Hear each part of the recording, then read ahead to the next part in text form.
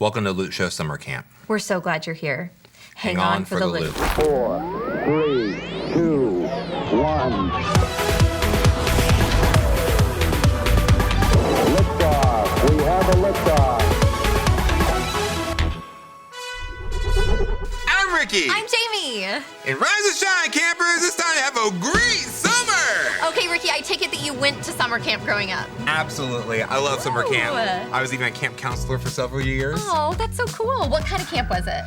It was kind of just like a youth camp. So we went on field trips, and we would do different activities. That's so fun. What about you? Yes, I went to cheer camp, choir camp, Girl Scout camp, and church camp. Amazing. Yes, I loved it. So whether it's sports camp or coding camp, there are all kinds of camps that help you grow your skills. we've been taking some time to grow in our Bible reading skills. We want to read it, understand it, and live it out. Just like it says in James 1:22, do not merely listen to the word and so deceive yourselves. Do what it says. The most important step is to apply God's word to our lives. Welcome to Loop Show Summer Camp. Woohoo! And here are some tips from our Bible Starter Kit. Now, why does it matter if you read your Bible or not? I mean, I remember thinking that when I was younger. I remember genuinely asking my mom, why does it matter? And it was specifically in a season of life when I was not getting along with my siblings. I have a lot of siblings and I have a lot of younger siblings. And it was a season when we just could not see eye to eye for some reason. Anyway, the more I then had my daily devotions, which my mom told us to do, the more I learned about how Jesus walked when he was on this earth.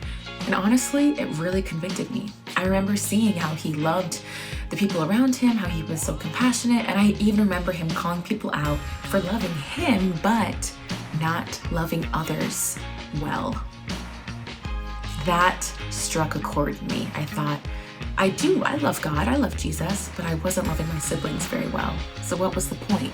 By loving God and loving Jesus, I should then be more loving to my siblings, because I know how much he loves them too, right? Well, that whole journey that I just walked you through, that right there, that's the reason why it's so important to read your Bible.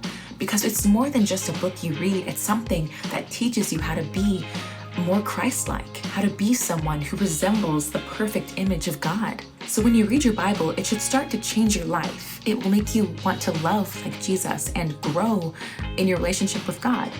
The Bible is a book that inspires you to take what you read and use it in your day-to-day life to live and love like Jesus. Now, this is what we call application. When you apply what you've learned from the Bible, that then makes you a doer and not just a hearer. Now, this also makes me think of James. He kind of talks about this exact thing. So in James chapter 1, verse 22, he says, "But be doers of the word and not hearers only, deceiving yourselves. For if anyone is a hearer of the word and not a doer, he is like a man who looks intently at his natural face in a mirror. For he looks at himself and goes away and at once forgets what he was like." How could you forget what you look like? But that's what he's saying. He's saying the Bible isn't just a book that you read and then walk away from. He's saying you read it and you have to then apply it and learn from it. And to just read the Bible, not to do what it says, is as silly as looking at yourself in the mirror and then walking away and forgetting what you look like. He calls us to be doers of the word and not just hearers. The lessons of love, kindness, grace, and courage that you can read about should be a part of your day-to-day. Something funny will happen. Your priorities then will begin to shift, and you'll find opportunities to love and serve others that you maybe hadn't seen before. Don't just read the Bible. Apply it. If you want to get more from your Bible reading habits, this is a hack to try. Use a funnel guide. Draw a funnel like this.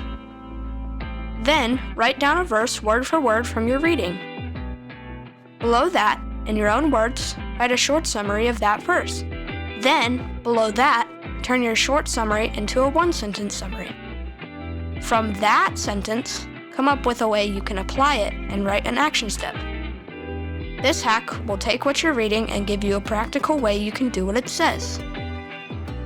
Bonus tip: add color. All right, campers, we rolled out the camp teleprompter because we have a bunch of super important camp stuff to say. Yay! Oh, well, hi, Mr. Hand. Follow the teleprompter and say every word you see there. But be warned. Camp is serious. No laughs are allowed. If you smile or react at all while the segment is being filmed, you will lose a point. The winner gets a campfire treat, and the not winner gets a campfire defeat. It's the Try Not to Laugh Challenge. Woo! First round, camp rules. And just so you know, we have never seen what they're about to put on the teleprompter. We rarely do this well. Here we go. Welcome to Camp Spam Risk. I'm Jennifer Furfur. And I'm Dead Meat. So please call us by our camp nicknames. Call me Mrs. Kool-Aid Man. And I'm Dead Meat. Now, we're a couple of cool camp counselors. We're so cool, we totally skipped some crucial CPR training courses. Before you have a sweaty bug bite summer, first, we gotta go over the camp rules. Rule number 010. The nurse's office is off limits. It's guarded by a very unpleasant eagle. That thing is mean. If you need a Band-Aid, call your mama. Rule sa number sa tu sa. No electronics like microwaves, telecommunication satellites, or laser surgery equipment. If you got a mainframe computer you use for bulk data processing, get it out of your backpack now and force it into the nearest trash can. If you can't spend a summer off your screens, we'll call your mama to come pick you up. Rule number 3 is the most important. Across the creek, you will see your rival summer camp called Camp Dog Rat. We do not want to hear anything about them. We already know that they have the world's most merciless water slide called the Bone Carver's Son, Teeth of Judgment. And we already got the news that their guest chef is...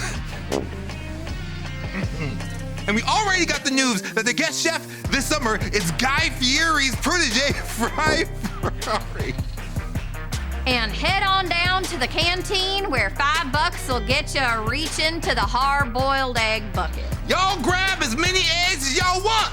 Y'all, this summer's gonna be so great, y'all wanna call your mall. And now, please join us down at the canoe barn for a little camp tradition we call Watch the Canoes.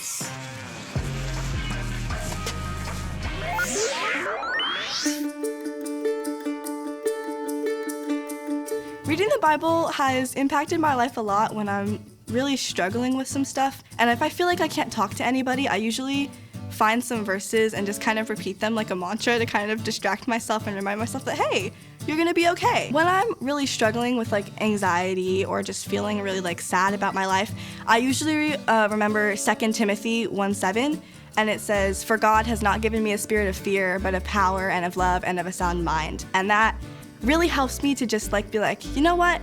These feelings I'm feeling are not from God, and I am powerful and I'm strong and I can like overcome this challenge. The Bible's also helped me with patience a lot because I need it with people at school or people at home, and I sometimes have a short temper, and the Bible, sometimes people will send me verses and stuff like that that'll really help me through that. Before I started understanding who God is as our Father, my life just wasn't going the way I needed it to go. I was sad and I had trouble with my emotions. I had trouble with other people and I was angry.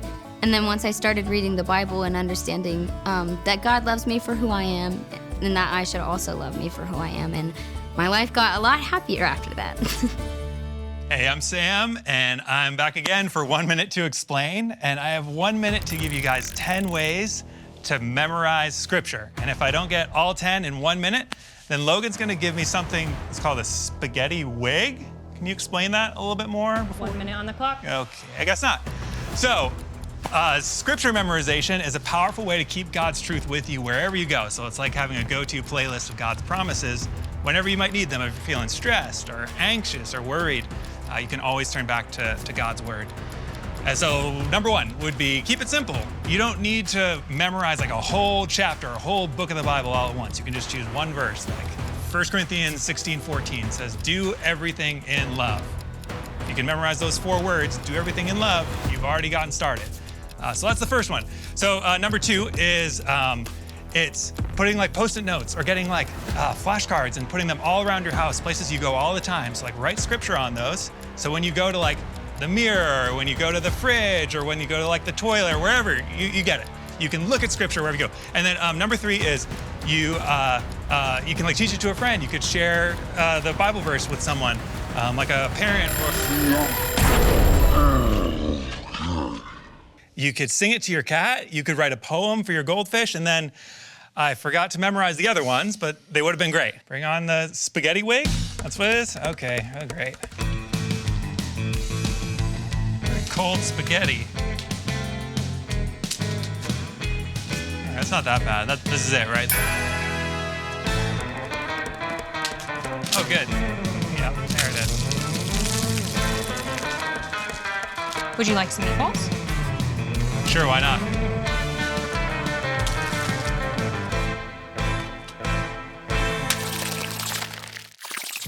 All right, for this round, we are gathered round the campfire, yes, to tell some late night tall tales and some camp legends. And it's important to stay hydrated. So while one person tells a story, the other person will have a mouthful of water. Ready? Mm-hmm. Have you heard the hair-raising tale of the odd donkey? Shh, let me tell it. 18 years ago on this very night, this story was written by me. I didn't have a lot of friends back then. Barely have any friends now. If I had to name a best friend, I'd say Susan, but I know she wouldn't say my name. That's so Susan. She was so mad when I accidentally launched her iPad off the book. Shh! You distracted me. I wrote The Odd Donkey because they say, write what you know. And well, let's just say, boo! I knew lots of weird donkeys. I outlined a series of books about a donkey named Todd. That was a little odd, but the O key on my laptop was busted, so it became a story about a donkey named Tad that was a little bad Tad donkey. Now shush, hush, because here's the scary part. I've spent the last 18 years looking for a publisher for these books, and they've all ghosted me. Or in my case, ooh. The end. I finally allowed myself to smile a little bit at the end. That was so funny, especially about the Susan. That was really funny. Hydrate, hydrate, hydrate. This is the spooky story of Gizmo Milkneck. This is the spooky story of Gizmo Milkneck. She grew up in the raw town of Cramps, Texas, and had an ordinary life working at a factory that put the smell on dog food. One day, Gizmo overheard a man say he was gonna go down to the rock quarry because that's where he got his powers. So that night, Gizmo went down to the quarry and found a bunch of people standing around a campfire, just like this one. And from the bushes, she watched with her eyeballs, just like these ones. And she saw the people juggling bowling pins, just like bowling pins. Gizmo was scared out of her gourd.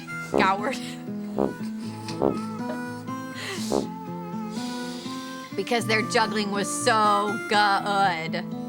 They did all the hard juggling tricks. Cap the toothpaste, the giggling barber. One guy, without breaking eye contact, whipped a bowling pin straight into another guy's armpit, just like this armpit. Gizmo ran away and never told anyone what she saw that night, except for me, because I am Gizmo. The end. My jaw hurts. Someone help. That's exhausting. Theologian, which theologian is just a big fancy word for a big Bible thinker, N.T. Wright, says that God wants us to be people, not puppets, to love God with our whole mind, our strength, and our soul. And you see, in Scripture, it actually enables us to do so. In the book of James, it says that, man, we're called to be doers of God's word and not just listeners. You see, as you grow in your faith, your Bible reading habits will grow as well. It's not about how many times you read it. And it's not about thinking that you know more about the Bible than someone else. No, but what it is shows us what our God loves. And as people who love God and want to follow him, man, we should also love the things that he loves. And that alone has the power to change so many lives. And for me personally, what I know is every time that I read the Bible, man, I get to learn more about who God is. I get to learn more about his character, his heart for me, his heart for you, his heart for his people. And man, I am challenged. I'll tell you, I am challenged because, man, I want to be like him. I want to be more like him. I want to be as loving. I want to be as kind as him. And I want to learn how to forgive like he forgives. But the thing is I don't know everything about him. I don't have all the answers. But one thing that I do know is that the Bible, man, it is transformative. It's a blueprint to show us how to live a life full of love. It gives us wisdom, direction, and inspiration on how you and I can change the world around us. You see, it transforms our minds to see where and how God is already moving in our lives and shows us how we can be a part of his big story. And you see, the Bible, man, is a great place to start. Bring on the treat and defeat.